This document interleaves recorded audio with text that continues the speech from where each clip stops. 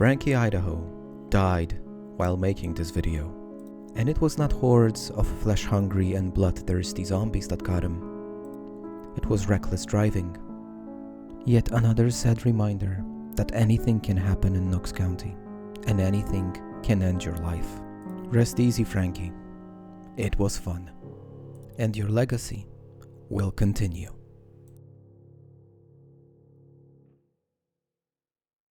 Yep, that's what happens in Project Zomboid, guys. It's no coincidence the starting screen for the game says this is how you died. Luckily, we have Frankie's sister to carry on his legacy, bringing you another episode of our Masterclass series. Today, we're going to be talking about glassmaking. And what is glassmaking? Well, it's a highly underdeveloped skill at this point. Even the description is very basic. It's a skill that allows the player to create glass from either sand on broken glass and allows the player to craft glass objects such as bottles, jars, and other pretty much useless objects at this point. And to say that this skill is underdeveloped is a massive understatement. The entire crafting menu can be fit into one screen. You can effectively make 5 different things using glassmaking. There is one thing, however, which is massively useful, and that is the ability to make your own jars. And why are jars important? Well, you should go back and check my video on food preservation, and you would know that jars are probably the OG way to preserve food for long-term survival. So how to start your glassmaking journey? Well, the simple answer is you start with pottery first. And that's because some of the essential tools needed for glassmaking are only crafted via pottery. So yeah, that's where we need to begin. Specifically, what you will need is a crucible, and there are 2 different crucibles you can make using pottery, the regular one and the small one. And for glassmaking purposes, you only need the small one. You don't need the regular one, so don't bother.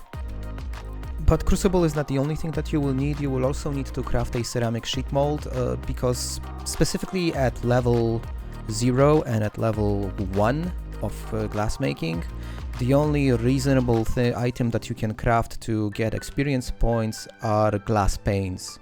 And in order to make them, you need this particular item. So it's kind of a prerequisite before you start doing anything. And if you have any doubts on how pottery works, lesson 6 of this series covers pottery in detail, so feel free to check this out. And now, since we've got the crucible and we've got the ceramic sheet mold, we can start grinding glassmaking. The process of glassmaking starts by preparing raw materials for it, and the raw material is simply either melted sand or melted broken glass.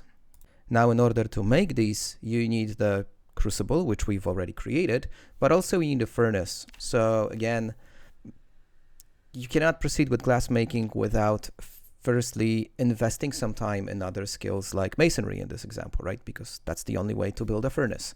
Now, once you get that melted sand or melted broken glass, you are pretty much all set. Well, almost, because I forgot to mention that the recipes for glassmaking, they are not known by your character by default. You need to find magazines. And there are 3 magazines in total. However, you should prioritize only Bottle Making and Carlo Crystal Guide because they give you all the recipes required to actually make anything useful out of this skill. So finally, after all that preparation, we are able to craft our own glass items, which actually give us some glassmaking experience. Now, my goal was to hit level 5 because at level 5 you open up jars. And I think jars are the top priority when it comes to glassmaking. And what I found pleasant about glassmaking is that, okay, there is a lot of preparation. You need to have your workshop set up with all these different, crafting structures. But the actual leveling is super easy and fast. Any item that you're able to craft, it actually renders quite a significant amount of XP. So the process of leveling up is very painless and really fast. And you can see it on the screen because it actually took me 4 glass panes to hit level 1. Super easy. What's also worth mentioning is that every full crucible gives you 4 units of molten glass, and each craft requires 1 unit of molten glass. So one full crucible is allowing you to make 4 different items. Before we go and hit level 2, which is essentially repeating the exact same process of making glass panes, I wanted to quickly talk about collecting sand. To collect sand, you need just two things. You need an empty sack and some sort of a digging tool like a shovel or a spade. And then you just need to go where the sand is. And sand is basically these yellowish pots. They are very common outside of major cities. You right click on the ground and the menu should pop up and tell you to take sand. Any single tile that you collect equals to 25% of sack capacity. So in order to fill a whole sack of sand, you need to repeat the process four times. And the only reason I'm talking about this is that this is actually a question that popped up in my comments section on several occasions. So yeah, guys, I hope you knew about this. If you didn't know about this, I'm happy that you know about this now. It's the best way to get sand. Back to leveling, like mentioned before, getting to level 2 is just repeating the same process, but with pretty much unlimited supply of sand. It really is no hassle to get to this point. And it's once you hit level 2, interesting things open up, so let's focus on them. And what options open up? Well, at level 2, you are able to craft drinking glasses, and at level 3, you open up the ability to make bottles. But the caveat here is that first you need to make a blowpipe, and this is something that actually took me a few moments to figure out. So I'm gonna share with you the process so you don't have to think about this. And I was looking for this glass blowing pipe in the crafting menu under glassmaking and then under different skills like carving, and I couldn't find it. And it finally occurred to me that it's actually craftable using the pottery bench. So again, you need to go back to pottery to make tools required for glassmaking. But what I can promise you guys is, at least for now, at the stage at which the skill is, this is the last thing you're gonna need.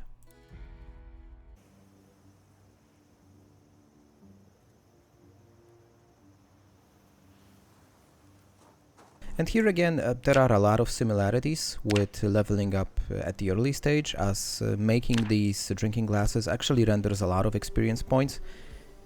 And I like the animation.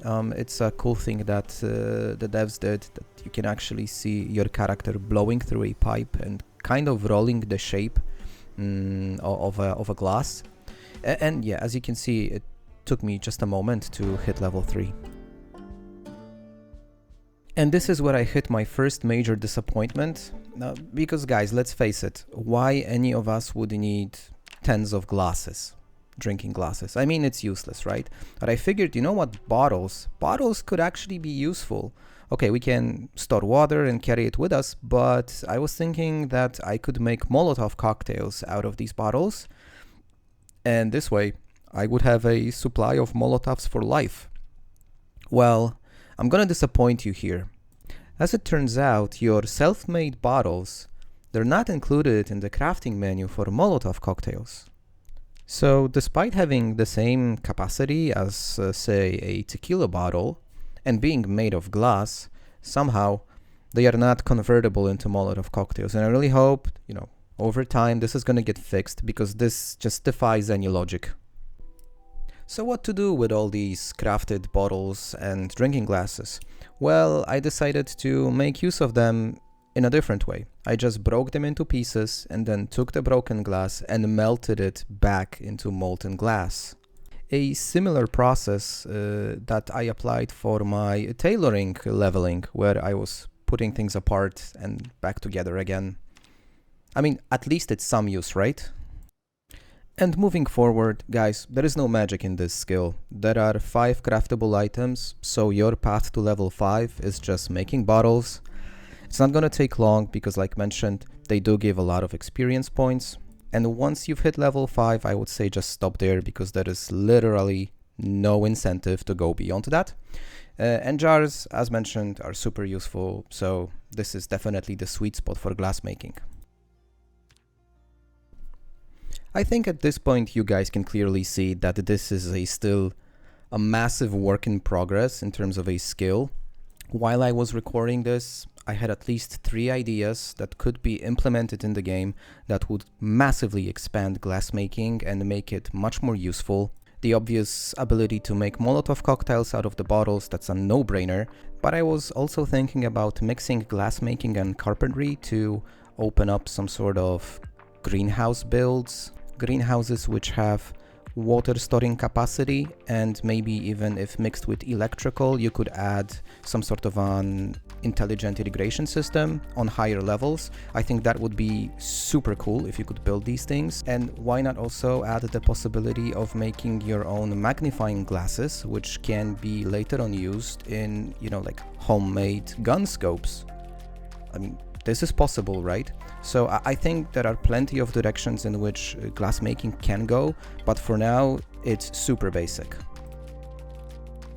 Before I sign off today's video, just a brief reminder, guys, I did set up a small Discord community. There is like a dozen of us at this point. If you want to chat, talk about the episodes, share some tips, discuss various different mods, feel free to join. The link will be in the description of the video. I am planning to kick off live streams as well. Gaming, ask me anything kind of a vibe. If this sounds like your thing, stay tuned for more. I will be posting more information soon. Thank you for reaching the end of the video. If you found it interesting, let me know by leaving a like or dropping a comment. If you want more, make sure to subscribe. And guys, as always, I'm Gertrix. Cheers.